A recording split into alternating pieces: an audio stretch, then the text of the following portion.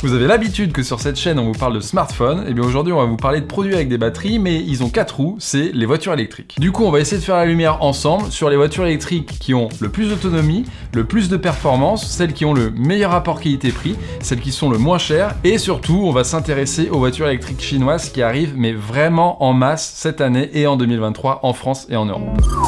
Allez, on démarre directement avec les voitures électriques les moins chères, et la première qui me vient en tête, c'est la Dacia Spring. Alors la Dacia Spring, elle a pour elle surtout son petit prix, puisqu'il est question de 19 800 € hors bonus. Alors pour ce prix, on n'a pas la meilleure voiture électrique qui soit, c'est clair, puisqu'on a que 230 km d'autonomie théorique. Donc ça sera un petit peu moins sur voie rapide par exemple. Mais de toute façon on évitera d'y aller parce qu'elle est limitée, elle est bridée à 125 km/h et on l'a testé, on n'est pas très rassuré sur voie rapide, donc ce sera plutôt une voiture à réserver pour la ville. C'est pas une voiture pour faire Paris-Marseille l'été, puisque clairement le confort n'est pas forcément au rendez-vous et surtout la charge n'est pas rapide. Vous pouvez la recharger chez vous la nuit, il n'y a aucun souci, mais sur longue distance, elle va pas tenir la cadence, c'est sûr. Alors, les points positifs de la Dacia Spring, ou plutôt le point positif, c'est son prix, qui est clairement imbattable actuellement sur le marché français de la voiture électrique. Côté point négatif, le confort, la charge rapide qui n'est pas vraiment rapide, et l'autonomie qui, on le disait tout à l'heure, n'est pas vraiment très grande. Bref, c'est vraiment une petite voiture à réserver à la ville, on peut s'aventurer un petit peu en zone périurbaine, mais pas vraiment beaucoup plus.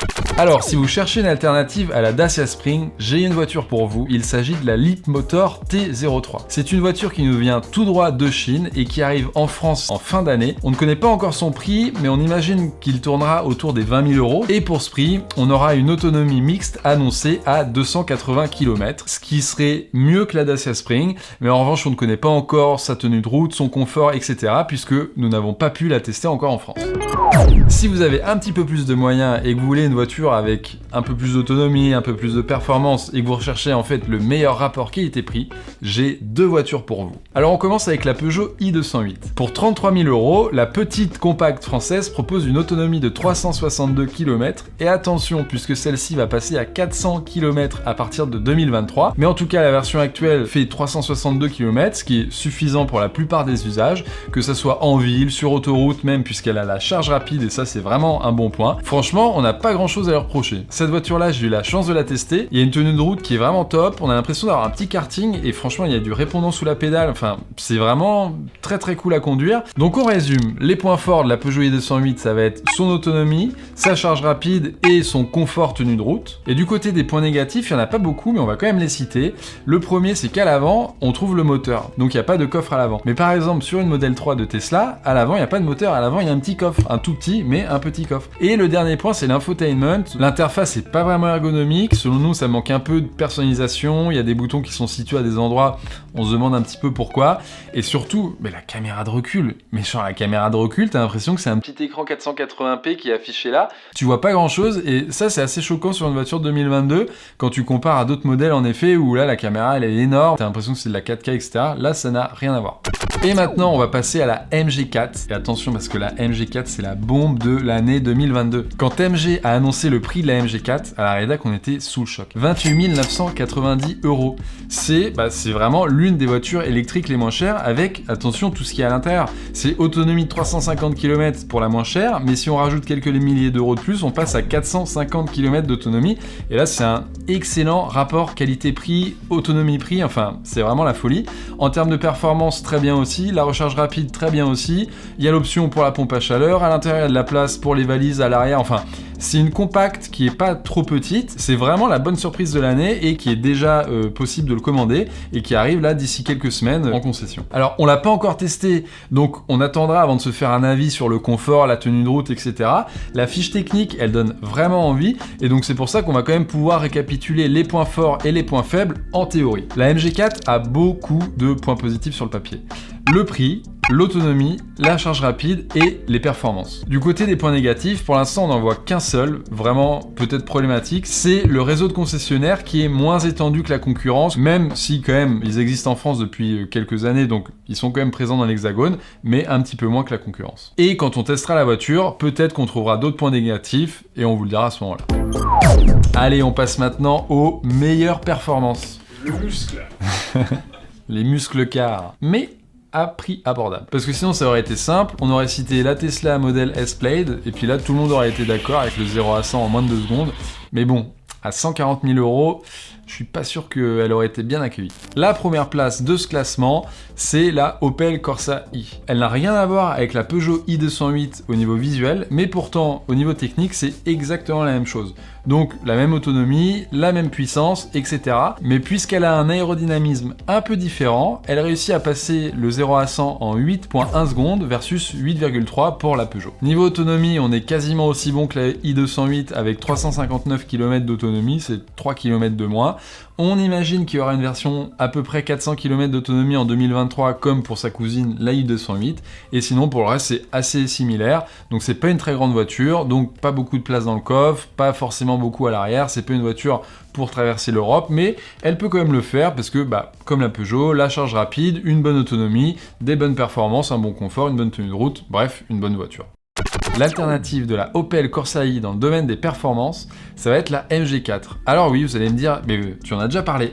Mais c'est encore le cas, puisque la MG4, en plus d'avoir un très bon rapport qualité-prix, a de très bonnes performances, mais attention, pas dans n'importe quelle déclinaison. MG prévoit de sortir la version Triumph Edition, sûrement en 2023 en Europe, et là, accrochez-vous. 455 chevaux, 600 Nm de couple, 0 à 100 en 3,8 secondes, et tout ça avec 400 km d'autonomie. Ce qui est sûr, c'est qu'elle arrive en Europe. Maintenant, il reste plus qu'à savoir quand et surtout à quel prix. Et après, ce que je trouve un peu dommage, c'est que on passe de 450 à 400 km d'autonomie. Donc, qui sera prêt à mettre de côté de l'autonomie pour avoir, c'est clair, des performances de ouf? Bon, ça se discute. Et on passe maintenant à la catégorie que vous attendez sûrement le plus, c'est la voiture électrique avec la meilleure autonomie, tout en étant abordable. Alors j'aurais pu citer la Peugeot i208 d'entrée de jeu, puisque 400 km d'autonomie, c'est vraiment très bon pour le créneau, mais rappelez-vous qu'elle ne sera pas disponible avant 2023, et que surtout on ne connaît pas encore son prix. Du coup, on va se rabattre sur une voiture que vous connaissez sûrement, c'est la Renault Zoé. Pour 33 700 €, la Renault Zoé propose 395 km d'autonomie. Moi, avec ma voiture qui a 400 km d'autonomie en électrique, je suis allé à Lisbonne, à Porto au Portugal, en Belgique, depuis Paris, depuis Bordeaux, enfin franchement ça se fait.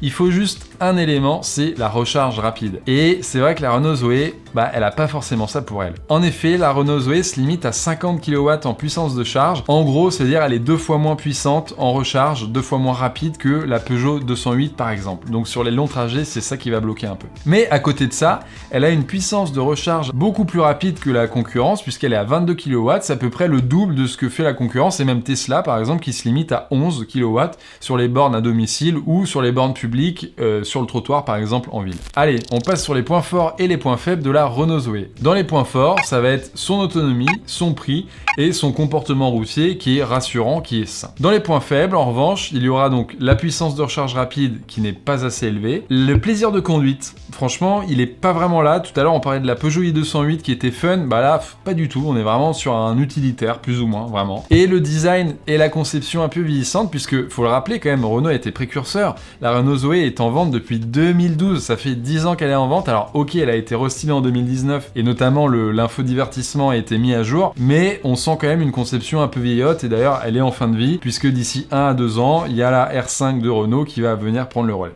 Et en alternative, la MG4. Encore.